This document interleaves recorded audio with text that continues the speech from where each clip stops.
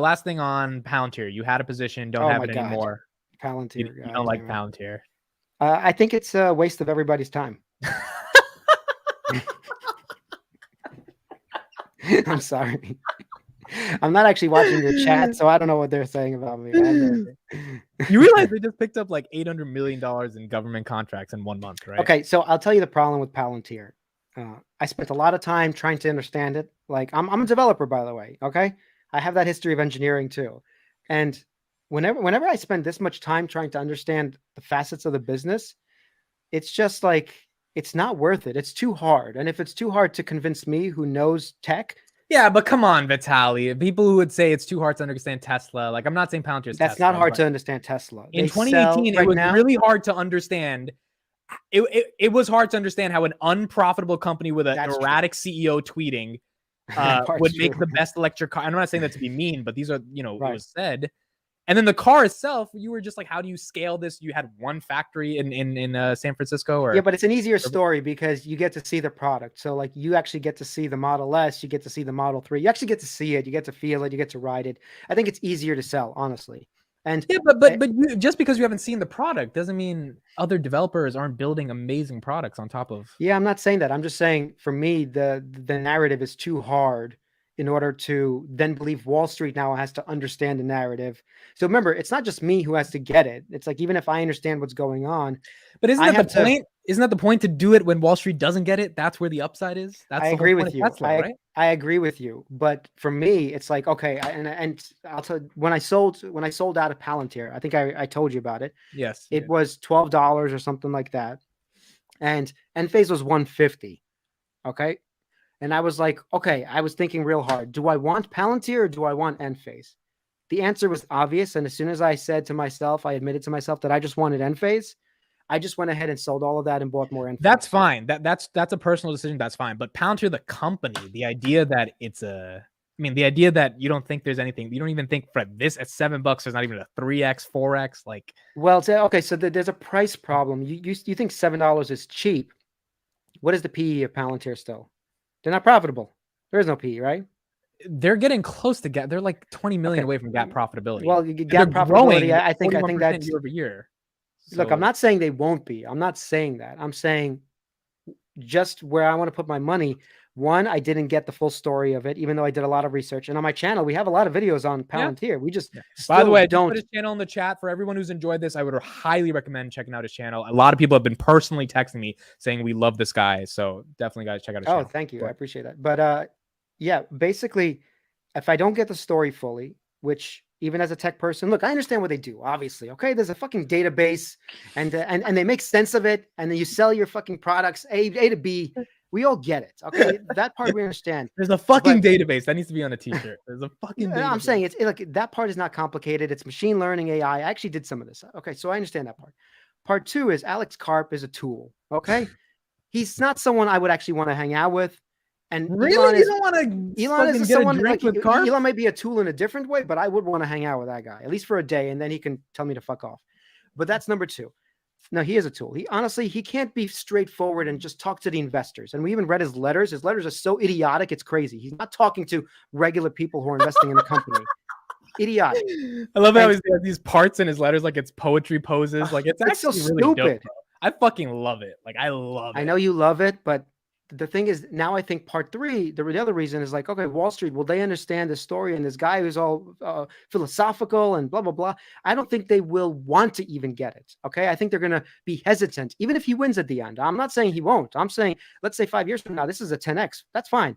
I'm already participating in Enphase and Tesla. I don't need another 10X. No offense. Okay. So I decided when Enphase was down and Palantir was down, I was like, which one do I want more? And I didn't want to hold Palantir anymore. I was like, I don't believe in the CEO. I don't like him. I think they should replace him. And I know your channel's all Palantir, but I just don't like the guy. And I think he's not someone I want to invest in. I just don't want to, I don't want to put any money into him. My thesis is, look, everyone will be right. You will be right. A lot of people, but if they actually get the commercial sector to the point where they are the software that every enterprise has to use, this shit is to the fucking moon if it happens. Now, the probability of that is tough. But I think that was the same thing with Tesla, right? The probability. Now, granted, they had a monopoly. Palantir theoretically has a monopoly, but they suck at going to market and selling it. But that's why I'm invested. I mean, like, Palantir, Snowflake is not helping solve the Russia-Ukraine crisis. Neither is Datadog. Yeah, this is right? my other issue with Palantir. Like, when did we all become these military This what is is the word? what I was talking to Coach about. I'm trying to come up with the Palantir word. forces you as a shareholder to start defending Western democracy. I mean, like, dude, look, as I get older, I become more Republican. Okay, I started off liberal. I'm going to the center now, but just like this massive support of like, oh, the Western ideals. Yes, obviously, I believe in Western ideals and capitalism, but I feel like, do I want to buy Palantir with all their military ties? And like, I don't know. I don't know if that's something I want to do.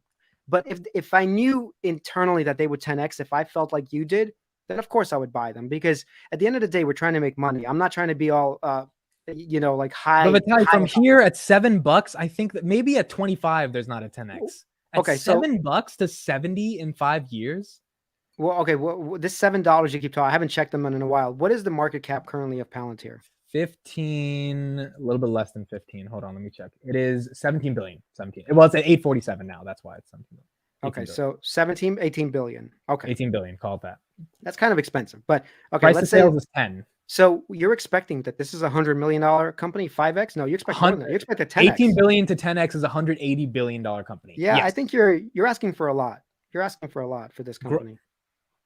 If they're growing at 41% year over year, if they get to an operational margin of 30%, which they're already at, if they get to a gap margin, they're already at operating at 29%. Like, they would have made $500 million in profit last year off 1.5 billion in rev. I don't know how many companies that are doing that in the SaaS space if they didn't have stock-based compensation. Well, yeah, this is also a thing. Like, stock-based compensation matters. Like, you can't just discount it. Yeah, but it's decreasing 30% every quarter. So I'm like, it's going towards the right signs, in my opinion, and they're expanding massively, $800 million of governmental deals in 1 month. And then it's just a question of if the commercial takes off, and the commercial is doing pretty fucking well. Well, okay, let me tell you the story here. 2 stories.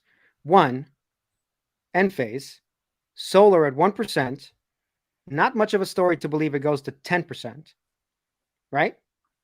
And this is, remember, this is a duopoly. We're talking about literally, Enphase is a duopoly. Two companies, that's it. Or you go into this AI machine learning thing, which nobody really knows what the fuck they're doing, honestly, besides this database processing. Which might be the advantage, by the way. No, but I'm saying nobody quite understands it. And then they have to go to 10x as opposed to like just solar 10xing. Like, well, but that's not as fair. The market for data analytics. I mean, we're in the infancy of the market for operationalizing data. Look, I agree with you and everything, but there's so many companies in this. They're not the only AI ML play. There's so many of them. Okay. Yes, and they've been totally destroyed in this last year. There's C3.ai. There's Snowflake you mentioned. There's so many, dude. Even Google. Okay. Google, Microsoft, Amazon, they're all in it too. So when I look at that, I'm like, oh my God, the competition is everywhere for a tiny company. But when I look at Enphase, it's a tiny company that has no competition because nobody's doing this, which is crazy.